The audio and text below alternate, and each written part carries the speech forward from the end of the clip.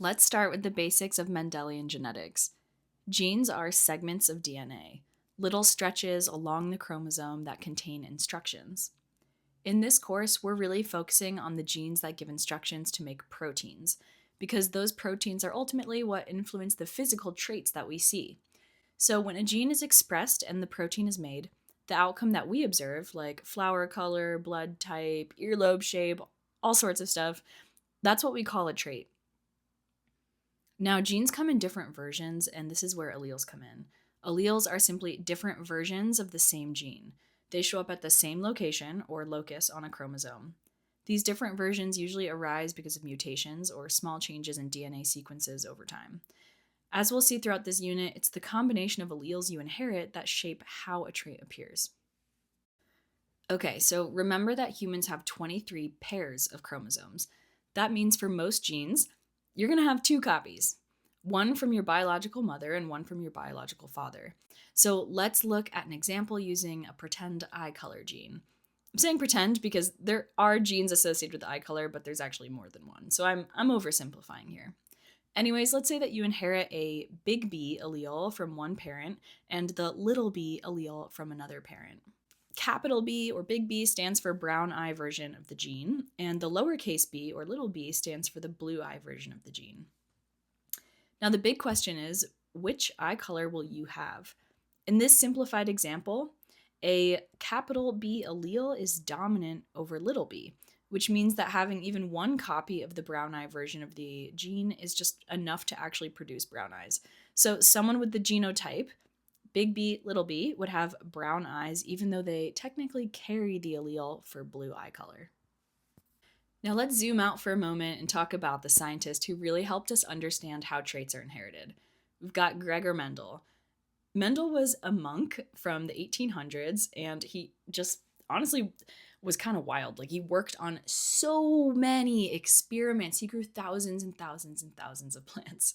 So he worked with pea plants mainly because they had a clear, easy to distinguish traits like purple flowers versus white flowers, which is what we'll focus on today.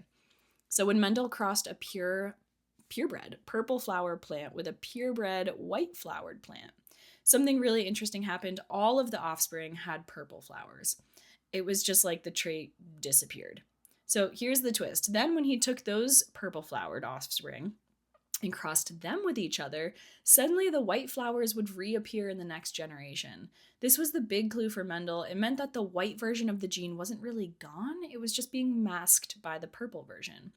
This observation is what eventually led to the concept of dominant versus recessive alleles, and it's exactly why we use tools like Punnett Squares today to predict how these changes in visible versions of genes get passed on. Before we jump into Punnett Squares, we need to make one important distinction between genotype versus phenotype. So your genotype is the actual combination of alleles that you have. In our example here, that could be 2 dominant alleles, 2 recessive alleles, or 1 dominant allele and 1 recessive allele for flower color. So it would be the genetic code actually in the plant's DNA. The phenotype, on the other hand, is the physical trait that we can observe. In this pea plant example, the phenotypes are simply purple flowers or white flowers. So you could have 2 dominant alleles as your genotype. This would be homozygous dominant. You could have 1 dominant allele and 1 recessive allele, which we call the heterozygote, and still get the purple phenotype because the purple allele is dominant. But a plant with the recessive genotype or homozygous recessive is going to have 2 copies of the recessive allele. That's when we see all white flowers. So genotype is the instructions, phenotype is the outcome. Okay, let's take a pause from our flowers and use eye color as our example to do a Punnett square. So we're going to have capital B be the dominant allele, and that would be for brown eye color. Lowercase b will represent the recessive allele for blue eye color. When we set up the Punnett square, we put the alleles from one parent across the top and the alleles from the other parent down the side. In this cross, we have one parent that is homozygous dominant, meaning their genotype is big B, big B. They only get to pass on one allele because they only get to pass on one chromosome from each homologous pair. And in this case, no matter what, they pass on the dominant allele for brown eyes. The other parent is heterozygous, meaning they have one dominant allele and one recessive allele, and they can pass on either one, and similarly, they only get to pass on one of those alleles. I want us to really remember what this Punnett square represents. The reason we set up a table is because each parent can only pass on one of the chromosomes from the homologous pair where a certain gene resides. In this case, we're looking at eye color.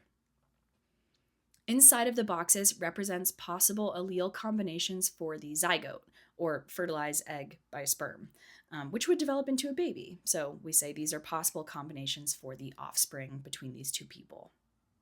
Take a moment to check out our Punnett square and ask yourself these questions. How many genotypes are present? How many phenotypes are present? And what's the probability that the child from these two parents will have brown eyes?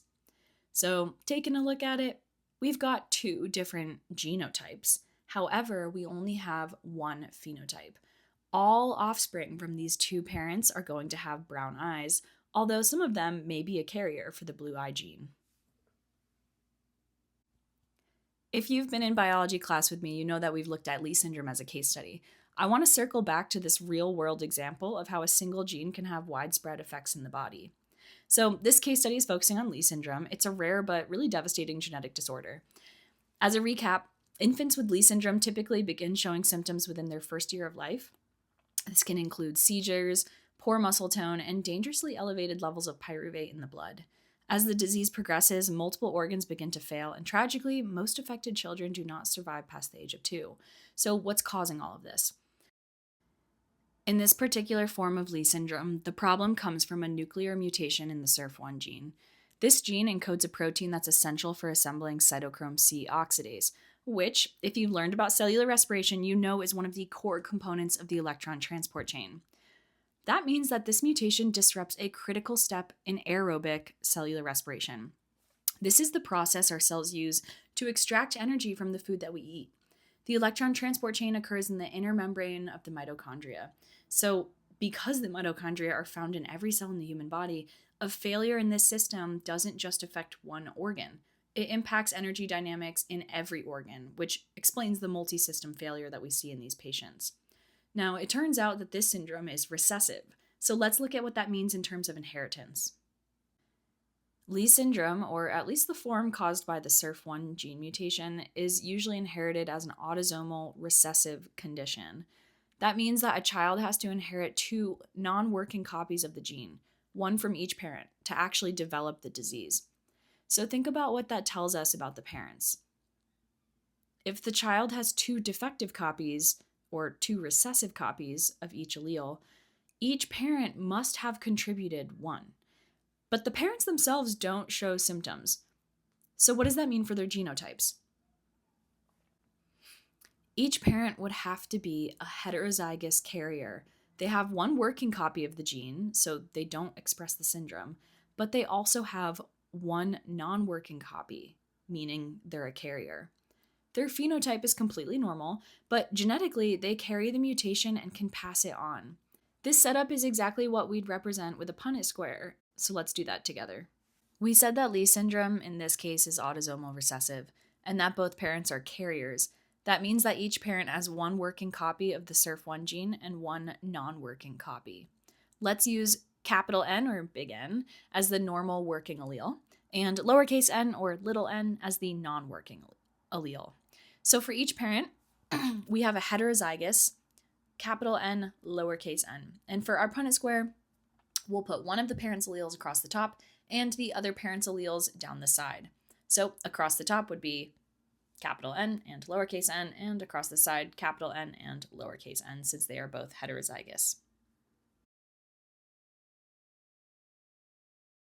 Now let's interpret this.